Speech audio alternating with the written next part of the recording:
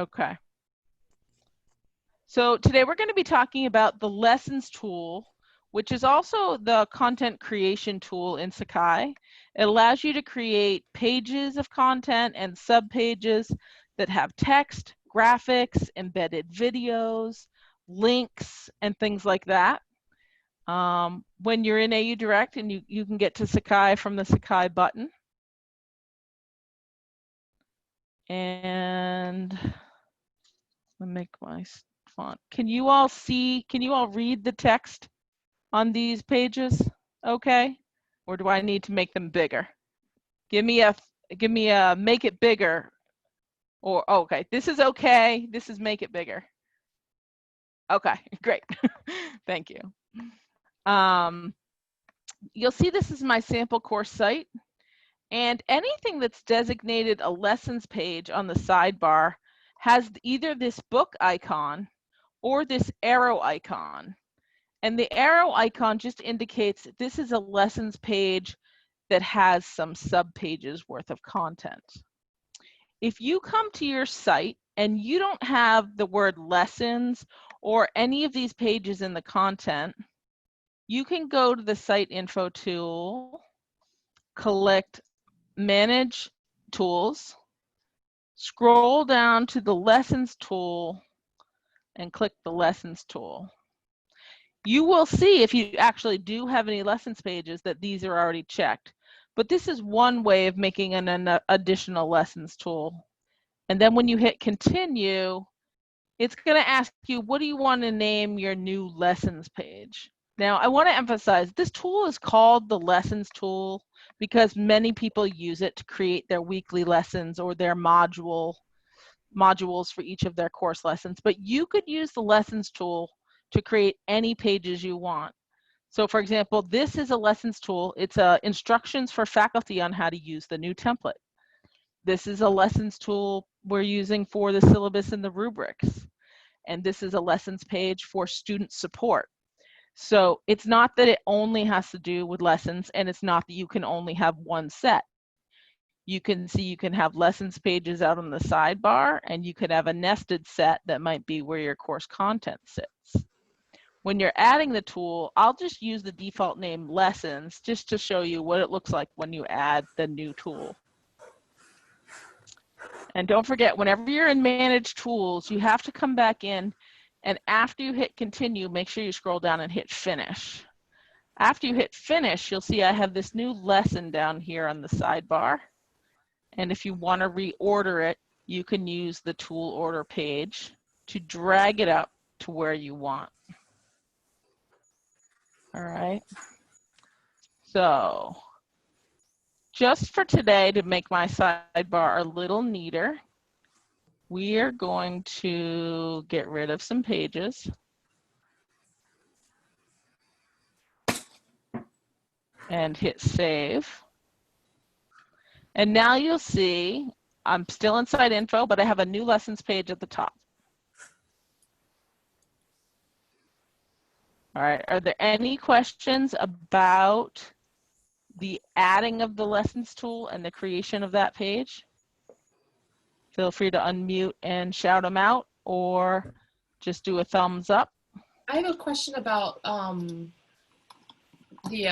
sorry, I'm looking at, there we go. I don't know if I'm looking in the wrong direction because I'm looking at my other screen, but I have a question about the syllabus and rubric page that you just took away. Deleted. You said that was a lessons page that was created under lessons, or it was different than, because I know there's also the syllabus tool. Or yes, so that is a slight, maybe slightly confusing. In the new template, we created the syllabus tool as a lessons page, and we turned off, so we created a syllabus lessons page and turned off the syllabus tool initially, because the syllabus tool is a little funky for people to use. You have to create a box, and then you have to upload attachments to that box. But it's not as straightforward as building it with a lessons tool. However, then we ran into some problems with the lessons tool, and so we've gone back to using the syllabus tool in the template. you can use whatever makes you happy if you want to talk about the advantages of using the syllabus tool as a lesson and not as the syllabus tool itself. But I deleted it because I didn't want to confuse people about that change that's was going to be upcoming but isn't now. I have a question, Bonnie. Go ahead, Jean. So can you walk through again how to reorder, to do the reorder? Sure. Yeah. Under site info, there's a tool called tool order. It's the fourth tab across the top. Yeah. And all you have to do is drag your items above and below wherever you want them to be on your page. Oh, okay. And then after you've organized them, you just hit save. Wonderful. Thanks. When you turn on new tools, they generally appear at the bottom of your list on the left sidebar, and people almost always want to move them near the top. So first you do manage tools, and then you do tool order. And when you go back to your lessons page, when you create an initial blank lessons page, it starts with this little getting started with lessons window. And it's just to tell you, which I see people who don't read it, they're like, what is this? How do I add content? What do I do?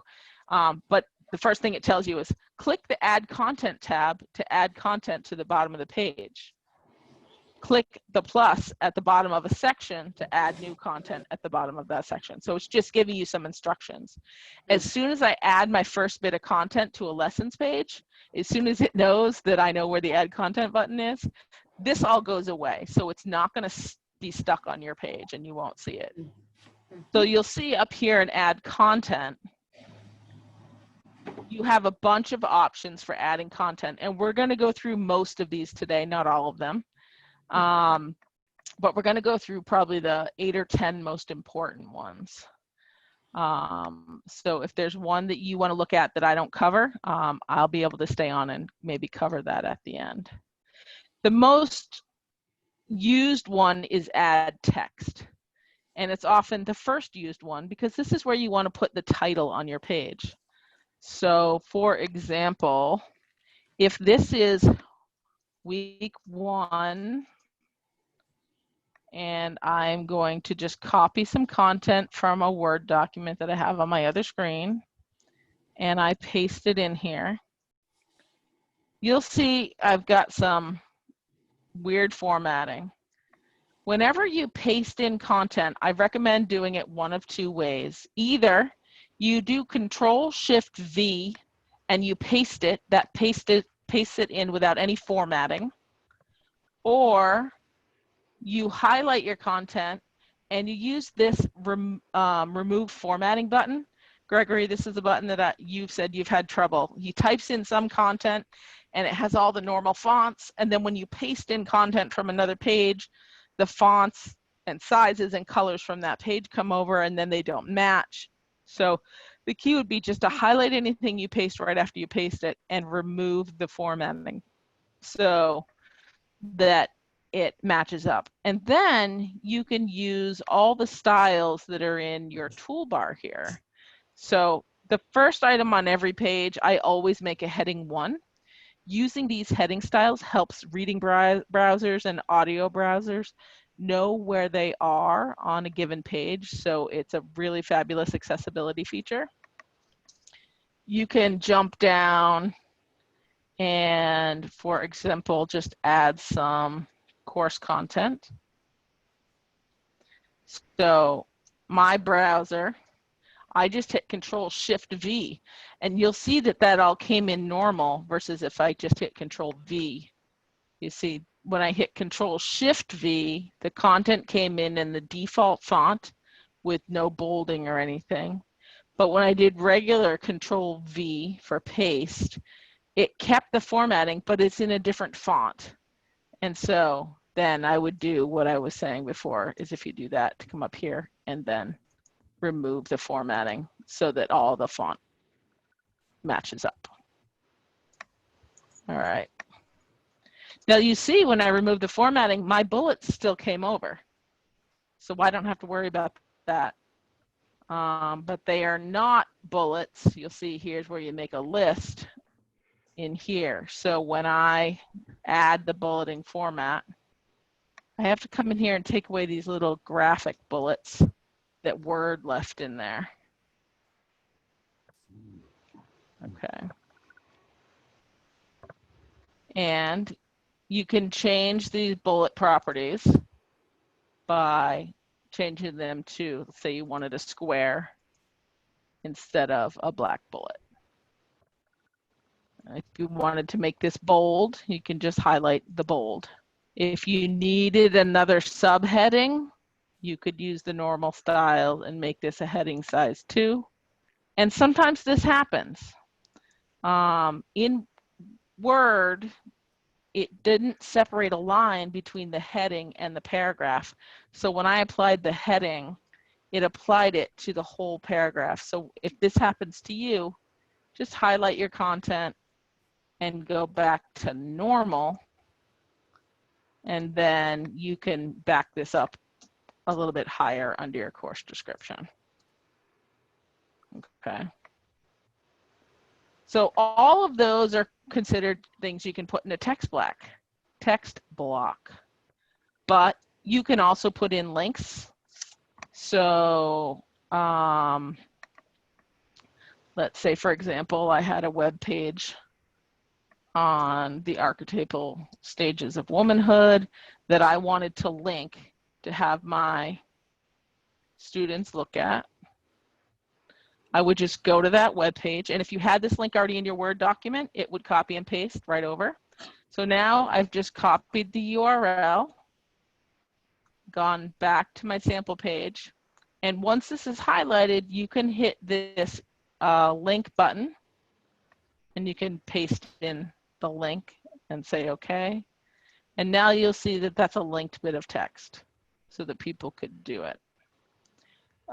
Someone asked a question about inserting an image recently, and I'm going to make sure I get out of my list and remove that last extra bullet. If I wanted to insert an image here, there's an image icon. This can be kind of tricky for people. So the first thing it does is opens the dialog box, and you're like, but it's on my desktop. How do I get this into Sakai so I can use it? You have to use the Browse Server button. When you click Browse Server, it opens the Sakai server into the course that you're in, and you can open up the resources folder to see if the image you want to use is already there. If so, you just click on it and say okay. But if it's not, you have this Upload Files button right here, and you can click and select a file, or you can drag and drop it. I usually prefer to select. You can, here's a raise hand graphic. I'll use this one, Mount Monadnock. All right, it imports it into your resources wherever you put it. I was in the root of the resources folder, and there it is, Mount Monadnock 3. And when I click OK, you'll see that it's going to link to the Sakai server, and all the way out here, it's going to show me there's my Mount Monadnock small. You can give it some alternative text for browsers that don't see graphics, and you can change the height or width. If you change the width, the height will change proportionally. If you change the height, the width will change proportionally, so you don't have to do the math in order to make it stay the right proportions. You can align it to no alignment, left, center, or right, and it just places it in there. If you wanted to change anything about this image later, oh, that's too big, I want to make it smaller, you just double click it, change what you want. Now I want to right align it. We recommend that if you have images that you right align them most of the time, because the right aligned one doesn't tend to bump into the text the way a left aligned image will. Okay, and if you need to give credit for where you got this image, let's just say you got it from Wikimedia Commons,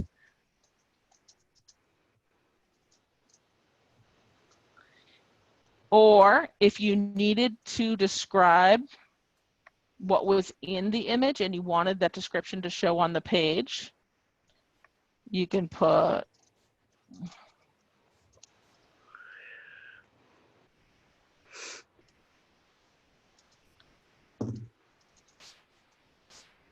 you could put that in the caption. So the captioning tool, it allows for long captions. You could put a whole paragraph under it, or you could just put a short one-liner. And what it does is it keeps the caption attached to the image so that you don't have to come down in your page and, let's say, use something difficult to read like gray text. People tend to put image source, courtesy of Wikimedia, or something like that in the text because they're not aware of that caption feature. But that separates the caption from the image in space, and it also, putting text in gray like that, it lowers the contrast, and it's very hard for a lot of people to read. So it's better to use the captioning feature of a graphic. All right, so that's a lot of text formatting using, this is called the CK editor tool. Does anybody have any questions about anything that I can do in this text box when I add text? Yeah, Bonnie, could you show again how you did the caption on that picture? Sure. The first thing I did is make sure that captioned image is turned on. And then that creates the box that goes underneath it. And when you first do it, it's empty. So when you click on the graphic and you click in this box, you can just type or paste your text in that area. So it shows Checking up the on that caption. page. Sorry. Yep. So it shows Yep. up on that page where you're deciding how big it is and uploading it and all of that. The checkbox for turning it on does, but the caption itself you type on the page. Right. Yeah. So let's just say if I turn off captioning, there is no box down here. I can't click in to type anything. So I just make sure to come in here and make sure I typed it, it's captioned, and I say okay.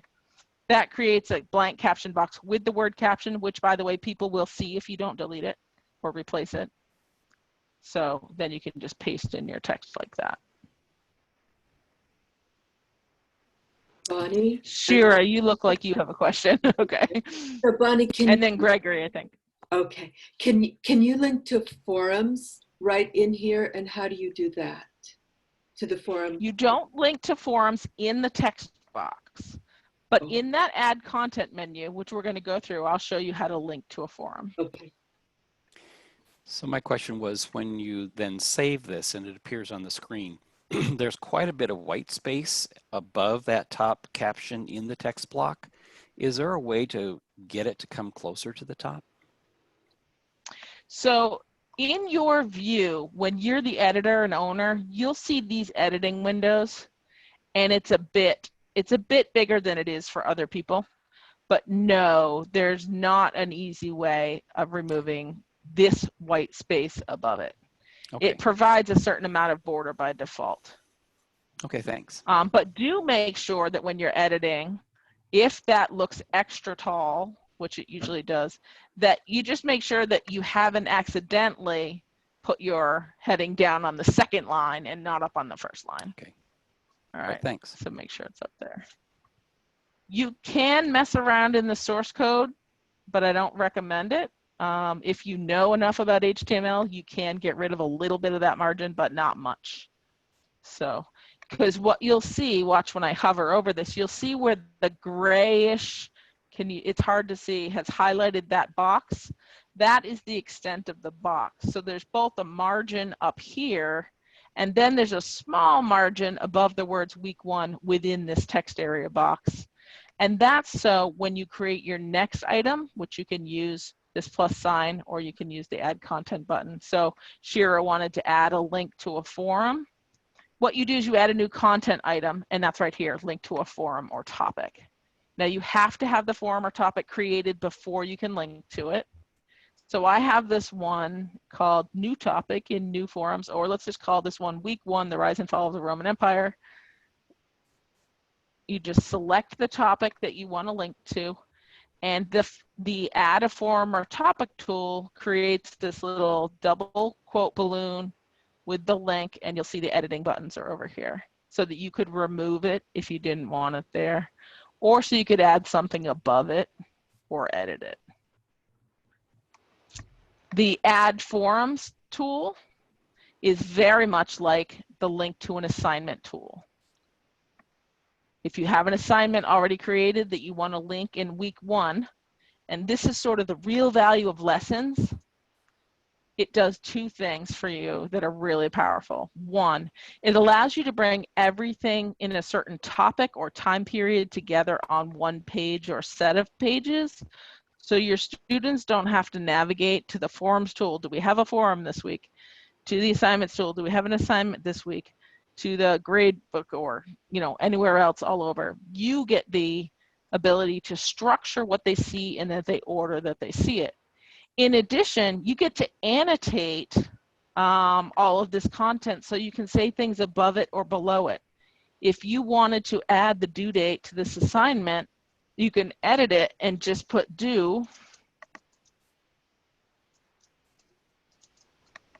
in there, and this tool allows you to annotate that little item without having to make a custom link and all of those things. You can annotate your forums as well if you've linked a forum.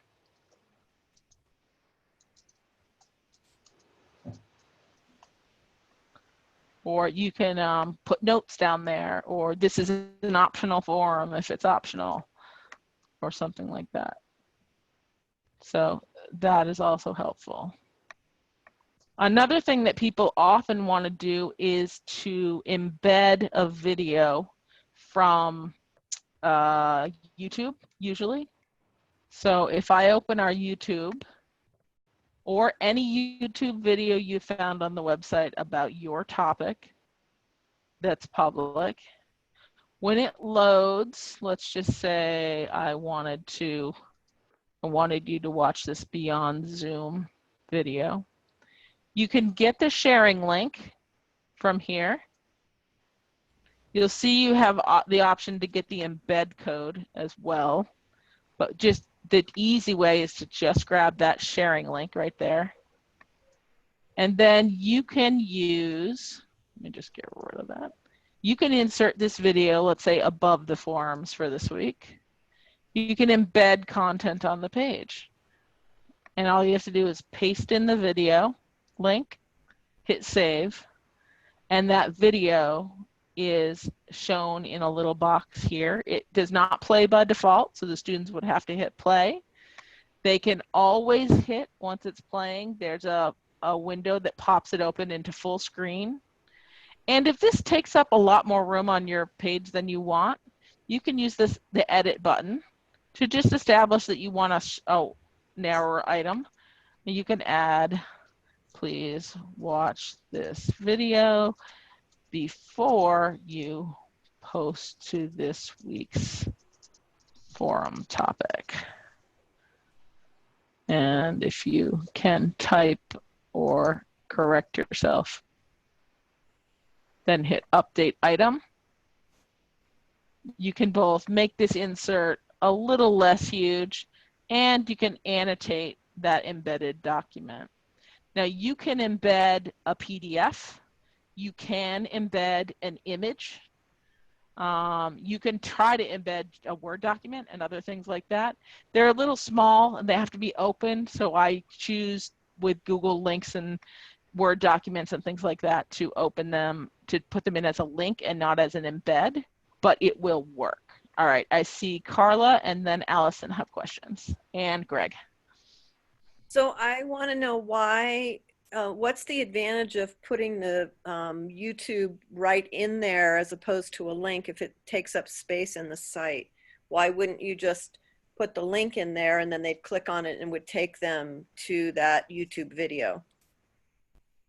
So it's faster for the students, especially if they're on their phone and they have to do a cellular download. They download that page, then they have to click on another page that will open the video, and then they'd have to click to play it and click to maximize it.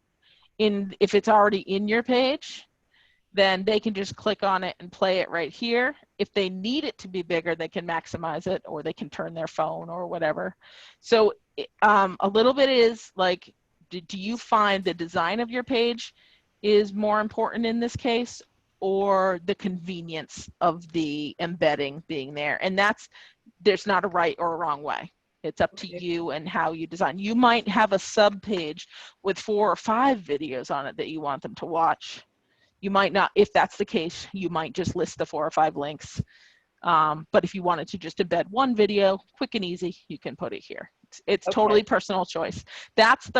You get to be the creative content developer in these pages and decide which is better for you, which is better for your students. And the priorities are gonna outweigh each other sometimes. That's why I tend to make them a little bit smaller.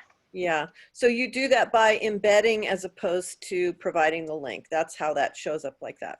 Yes, if you wanted to provide the link, it could be just like this in a text box, and you could provide a list of links, and you could link the words that you wanted it to say, or your bibliography, or your references, or your reading list. Yeah, okay. I've done that. I just haven't done the embed. Thank you. Yeah. Both are perfectly good options. So what I do on my emergency remote teaching page is I have a 3rd column. People are always emailing me and asking, where can I find the recording of the latest session? And so I've made a page with 3 columns. 3 columns are a little narrow on my square screen, but I have a whole column here of all the videos people might be looking for. And they can then click on them pretty easily, but I don't want to push them to the bottom of the page. So I've used a new column. And I want to keep them up there for quite a while, but then I rotate them out after a while. Allison, you had a question? Yeah, this is probably really simple. I just want to confirm that I know you just showed us how to embed this in a lessons page, but we could also embed this in sort of the instructions for a forum topic, right? I can do the same sort of things in forums as we're doing right now in lessons? Yes and no. So in forums, this is the power of the lessons tool. The forums does not have a embed content on this page. If you are in a forum, and I'm just going to edit this general discussion forum, and you wanted to, you'll see you don't have the add content tool when you're in a forum. You just have this text editor window. What you'd have to do is a little bit trickier, but not impossible. And also, the embed tool only works with Vimeo and YouTube videos. If you have a video posted on your Google Drive or some other video service, that embed tool doesn't work perfectly. So what you need to do is when you click the share link, you get the embed code, which you can get from a lot of different services that you use. And if the only option for you is to have a text box, you can then go to the source, and you'll see the source is blank because there's nothing in it, and you can paste in that embed code, and then you'll see the embed code will allow you to do it that way. So if you need to embed in a text box, ask us for help. We'll walk you through it the first 3 or 4 times. Great, thank you so much. And help you troubleshoot anything that happens. Yeah. Thank you. Gregory had a question, but your hand went down. So you're all set. Oh, you're muted. Carla. There we go. I found it. And no, I'm fine. Thanks. Okay. And Carla, I didn't lower your hand, but you got your question answered, correct? Okay. So back here on our lessons page, we've explored the add content type of adding text, embedding content, and then we jump down here to linking to a forum or topic or linking to an assignment.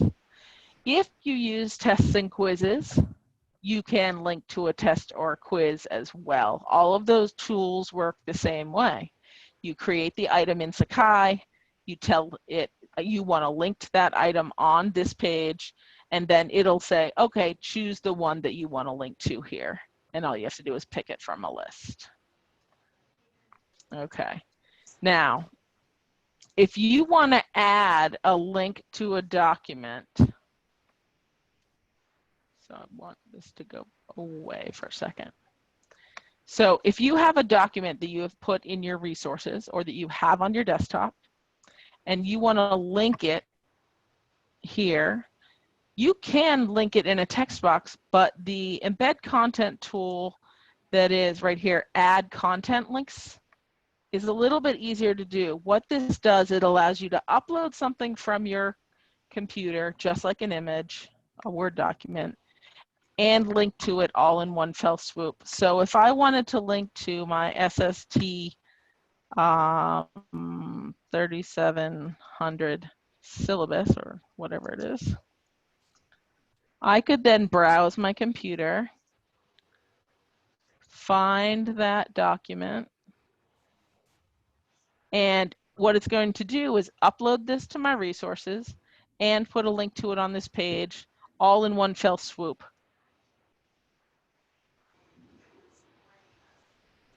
So it's a very efficient way of uploading a file all at once. And here you go. This is what a content link looks like. It puts an icon with the type of document next to it, if it knows. It puts whatever name you typed into it.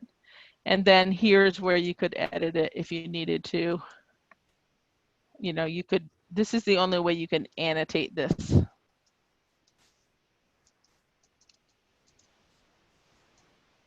Is down here in the description box. Okay, and you could come in here to change it if it was a different file you wanted to look at. And now you'll see, just like these other items, I've been able to annotate that single file that I've uploaded.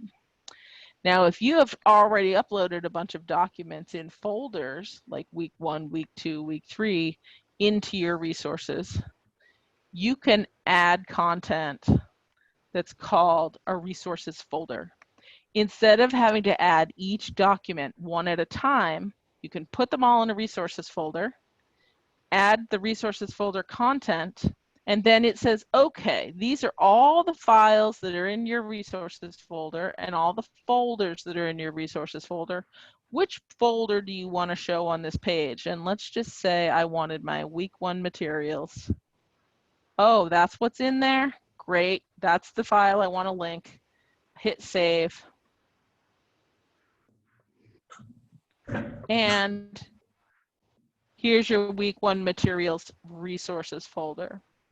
Every time you add something to that folder, this list will update. So if you next week go in and you add 3 more things in your resources folder, they will appear in your week 1 materials list. So it's basically saving you some steps. Instead of having to update a content file and then upload a content file, you can just put them all in one folder, and you can put the whole folder on your lessons page if you want to. Now this is getting kind of busy, and I might, for example, want a specific break above here. So first, if I click that, you'll see I have 2 types of breaks. A section break breaks horizontally. It breaks this, what's up above, from what's below. If you do a column break, it puts a column break between those 2 items and puts them in different columns. So I added a column break above this video. Everything, the video and below was pushed into the right column, and everything this that was above it stayed in the left column. Now, if that's not exactly what you wanted to do, you could try doing something like, how do I undo that? You can see you have a trash can for all these other types of content, so you could throw that away. But there's no way for you to reach the column break and delete it if it was the wrong thing to do. So you have this tool up here called reorder. This is a super useful tab. When you reorder a site, you have, it looks like only a couple of options, but it lists every section or item on that page, allows you to rearrange them. Let's say I wanted this resources folder to come up above here. And you'll see I even have this one called a column break. And you can just delete the column break. And I'm not going to actually go through the process, but I want you to see this. If you have items on another page that you want to move, copy onto this page, you can add items from another page. It just says which page you want to add items from. It lists all the items and you select the ones that you want and you can put them in order on your page. So if you have put something in week 5 and you need to move it to your week 4 page, you can go to your week 4 page and add items, and then you check your week 5 page and pick the items that you want to bring over. So that's a more advanced topic, and I'm happy to look at it at another time with anybody who wants to see it. But this is really, really powerful for moving items from different pages around, not just within your page. And I always forget that it's on the reorder page, but then I think to myself, okay, I'm reordering content among pages and within a page. And then when you hit save, you'll see we deleted the column break, and now we're back where we were, all in one tall column. I could also add a section break, which just breaks this section up from this section. So if you feel like there are places in your page where you want your content to have a little space around it. So your video and readings could go here, and all your materials and links could come down here. I just put a little section break above and below. So Gregory, you have a question? Yeah, could you use that add items from another page similar to like cloning a subpage? If you've made a subpage and it's blank and you want to use something from a previous page, just use that and then you can edit it once you have it pasted into the new one? Yes, so if you, let's say, have done page 5 at week 5, you've created week 6, but week 6 is blank. You would import items from another page onto week 6. You'd choose week 5 and you'd just leave all of the items on there. You'd hit save and it would be a duplicate of your week 5 onto your week 6 page. Beautiful. So Thank you. yes, and then you can delete and move things around. There, it is a full copy, so you're not gonna do anything to the original location. You just have a copy of it in your new location. Great, thanks. Could you say All those right. steps again, Bonnie? Sure. So let's just say I have some course content here on Module 4, and I love the way Module 4 is set up. Module 4 happens to be a subpage, or let's just say, yeah. So if I love Module 4 just the way it is, except for I want a version 5. In this case, I would go into the course content main page, and these are all subpages. So when you have a down arrow, these are subpages. The only thing that makes a subpage different from a regular page is that it's linked to a mother page above it, okay? So I was going to show you how to add a subpage. So here under add content, you can add a subpage, and it says, oh, well, what's the name of this page? Well, it's module 5, whatever. So when you create a new subpage or a new lessons page, you usually have this link to choose an existing page. You don't want to do that because that's going to share a page. So when you create module 5 and you see, oh, it's blank, you can go in here to the reorder tab, add items from another page, and I'm going to say I want module 5 to look just like module 4, so I want to copy those. These are all my pages that have been deleted. These are all the active ones. As you can see, I've been using this site a lot. And then when I choose it to make page 4, all of these asterisk items came over from page 4 onto page 5. And I can move them around now if I want to, or you can just hit save. And now I can see that module 5 right here looks exactly like module 4. So Carla, this is what we were going to do later today, maybe 4:15, to import content I actually from did one it another page. way. I did it another way, which is so interesting to have 2 different ways to do it. There are, and it's harder to do with subpages than it is with outer lessons, and you were doing it with a lessons page. So you found the slightly easier way to do it. So excellent. So that's how you would create a subpage and then use the reorder button to import content from another page onto that subpage.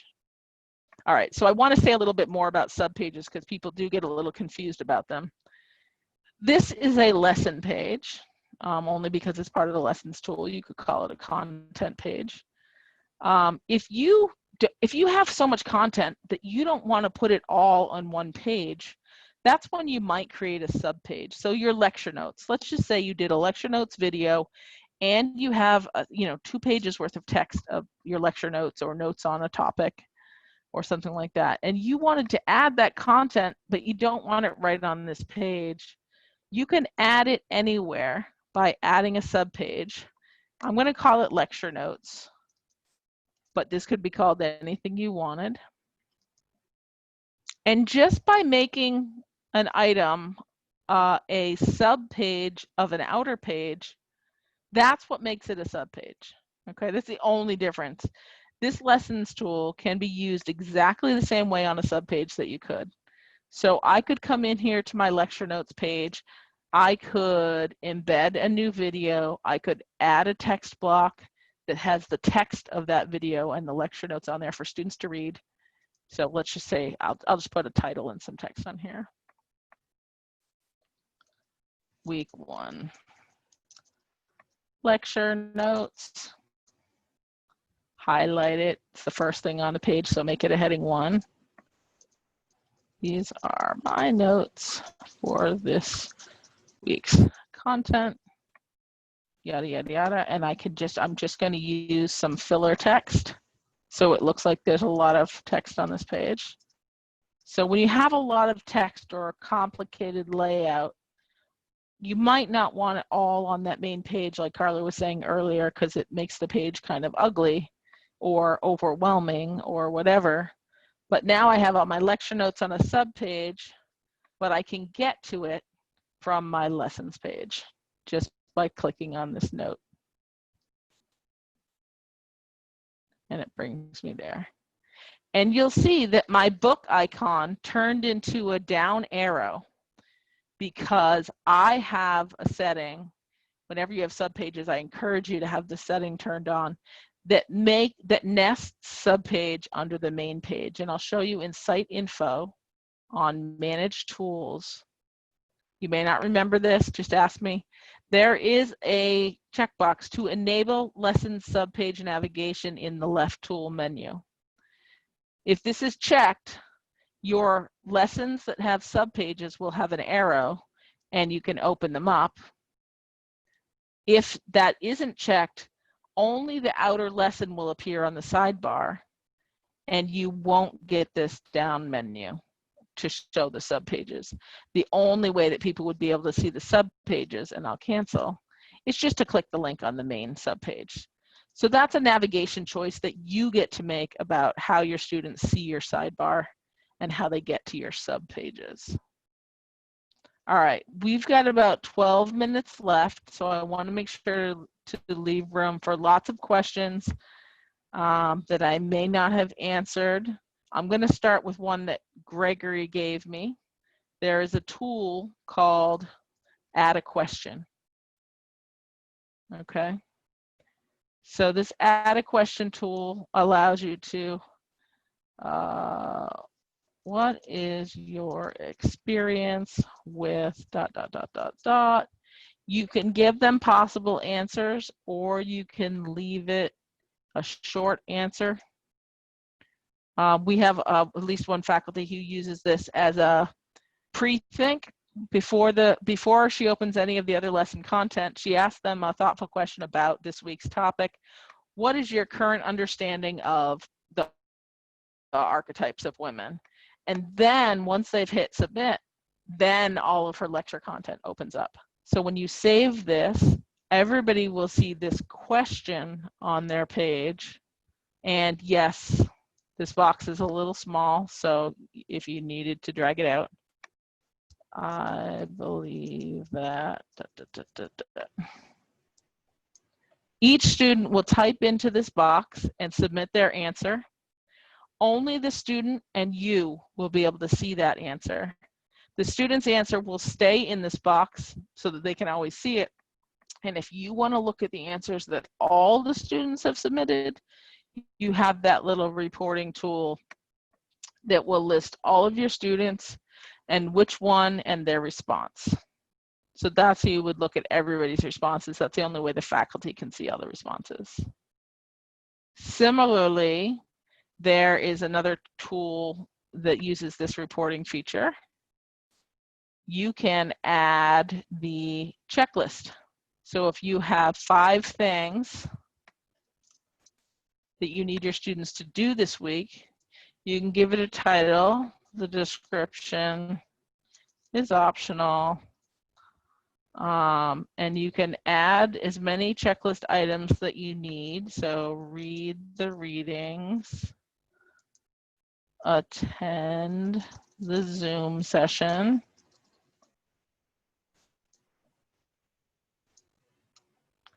turn in your assignment. These are just short text, so don't make them too complicated. But the coolest thing about them is if you instruct your students to use it, they can come in here and check off the things that they've done. And the next time they come back to this page, they will see what they've completed.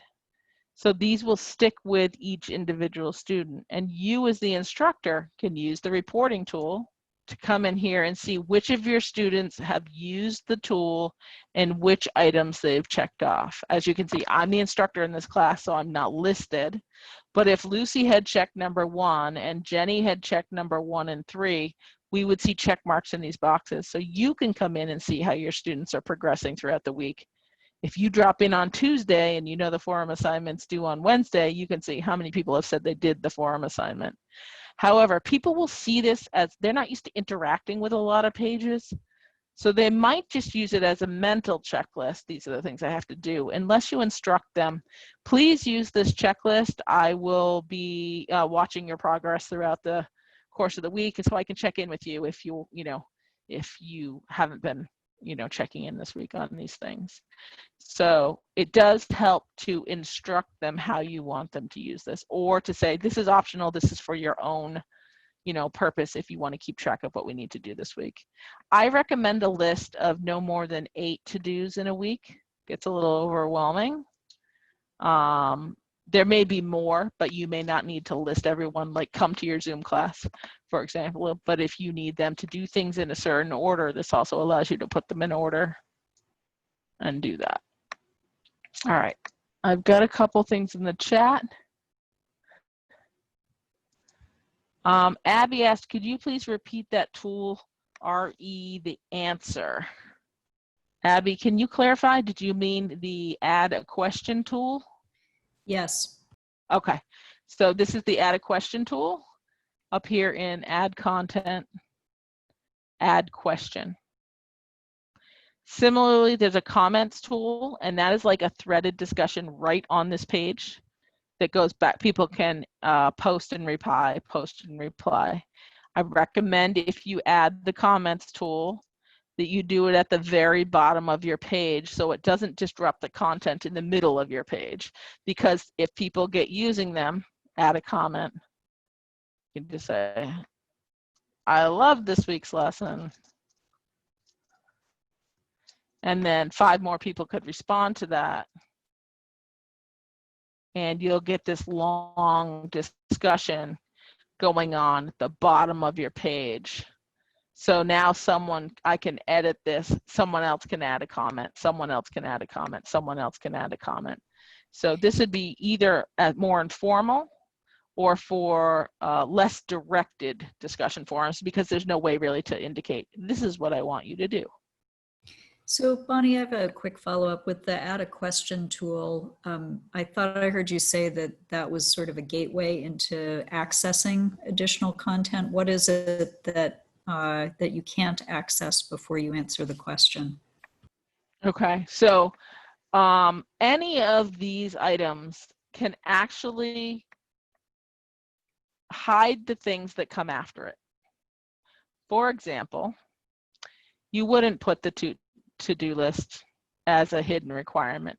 It's not specific to the question tool. So my example was that Meg Tufano asks her question at the top of her lessons page, after she says week 1 archetypal stages of womanhood, and it says, what is your current experience and thinking around this topic? And she has set the question as a requirement before anything else below it can be seen.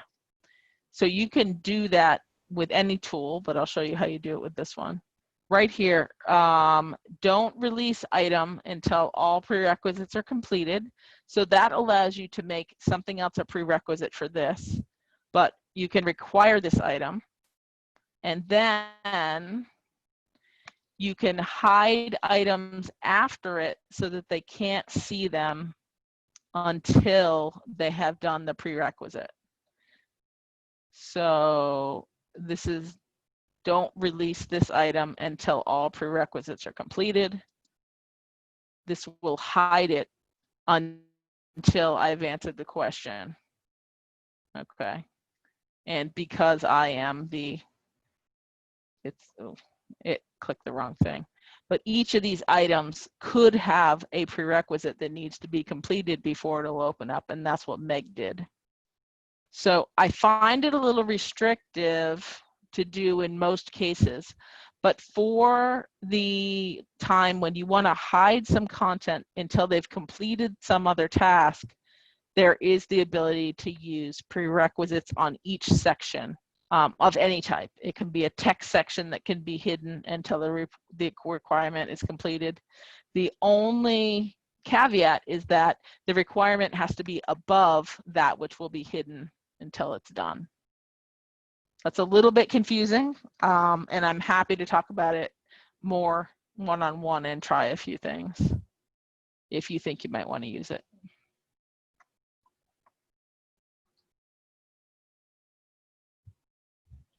Abby also writes, would a link to lessons live in announcements and then go out as an email to each student? Typically no, but if you wanted to remind them, don't forget to go to lesson 5 this week and work on it.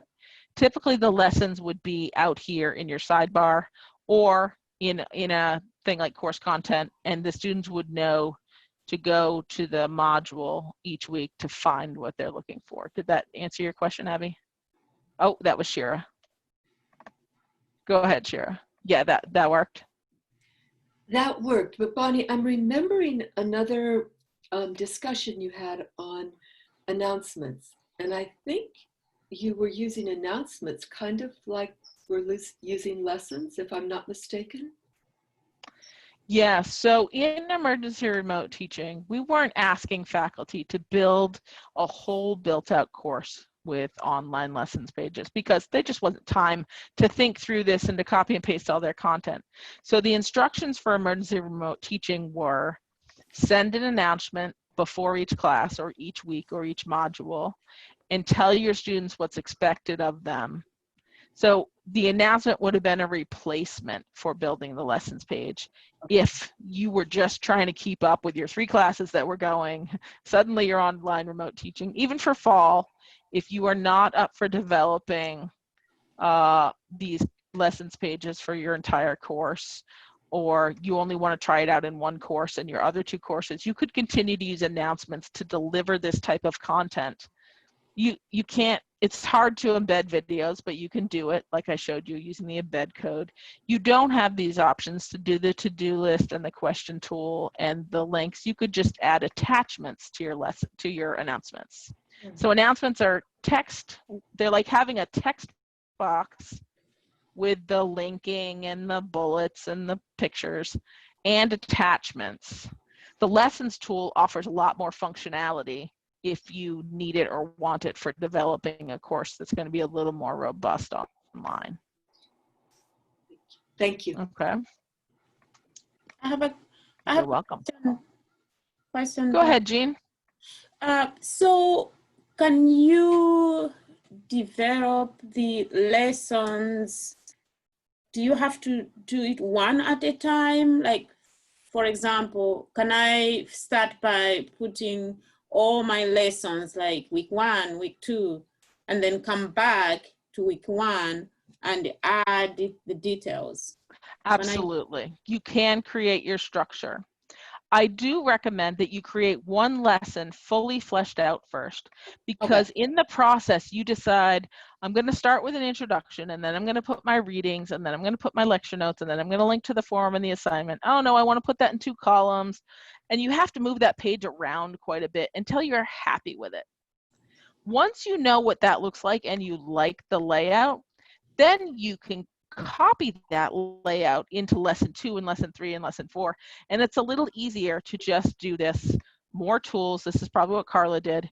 Add more pages. And I'm going to call this, so I've created lesson 1. I'm going to call this lesson 2. And then I'm going to tell it that I want 5 of those to get through 2, 3, 4, 5, 6, 7. And make the new pages a copy of the current one. Right here. When you create one new page, and when you hit save and you do that, it creates 5 copies of that page that you love the layout of.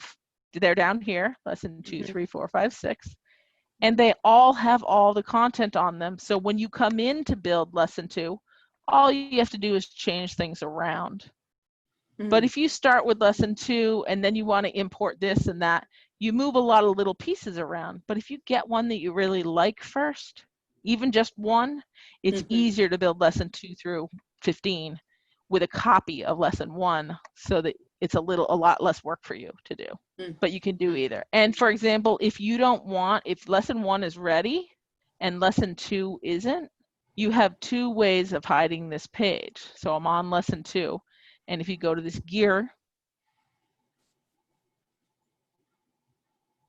hang on, that didn't like it very much. Sakai's getting fresh with me. If I go to the gear icon, you can rename your page, and you can hide this from students so that they can't see it until you're done with it. Oh, okay. And that way you can hide lesson 2 and 3 and 4 and 5 and 6 and 7, and you can release them as you complete them. Cool. So when you want to do lesson 2 and you want to release it to students, you come back up to the gear and you just uncheck this hide page box, and now it will be visible to students. So you can publish your whole site, but you can still hide a bunch of lessons pages that you're working on until you're ready to roll them out. Thank you. Okay. You're very welcome. Anyone else? Yeah, when you hide the page like that, does it automatically hide all subpages? That's a good question. Let's open this one. Let's hide it. Now, it won't hide it from you because you're the instructor. However, let me log in as a student that I have. Let's go here. I have 5 fake students attached to this course. So if I become one of them,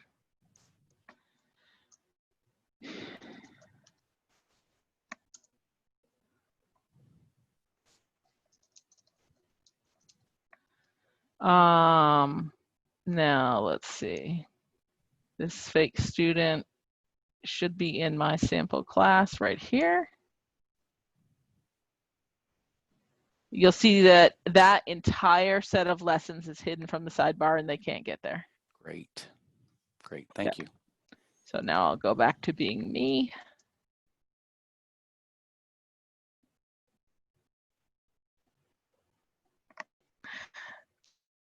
Anyone else? Everyone at my 2 o'clock meeting is running late, so I have a couple of extra minutes. Feel free to run off if you have things that you need to do. But I'm glad to have you all here, and I'll stop the recording in case we can still ask questions after that.